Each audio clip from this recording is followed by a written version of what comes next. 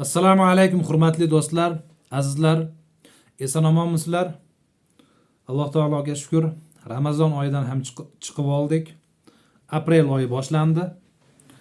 Azizlar, bir yangiligim bor. Nevroz, ya'ni nevrozning turli xil turlaridan aziyat chekayotgan bo'lsangiz, bu trevoga bo'ladimi, fobiya bo'ladimi, OKR bo'ladimi, ipokondriya bo'ladimi? yoki tushkunlik problemasi sizda bo'lsa, sizlarga kursni boshlash haqida yangilikni aytmoqchiman. Kursni boshlash niyatim 4-aprel sanasidan. Kurs 5-6 hafta davom etadi. Buni ichida 9 ta, 10 ta, ba'zilarga esa 11 tacha dars bo'ladi. Shu video ostiga Telegram, WhatsApp nomerlarini qoldiraman. Kursda ishtirok etadigan insonlar shu farqi yo'q, 5 hafta bo'ladi, ya'ni 35 kun, 40 kun davomida taxminan nazoratimiz ostida bo'ladi.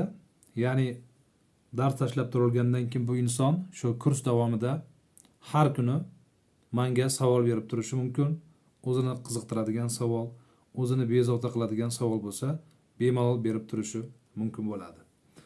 Agar nevroz bilan uyqusizlik ham qo'shilgan bo'lsa, bu odamlar ham kursda ishtirok etishi mumkin. Ularga shu nevrozlarga doir darslar va uyqusizlikka doir darslar ham tashlanadi inshaalloh.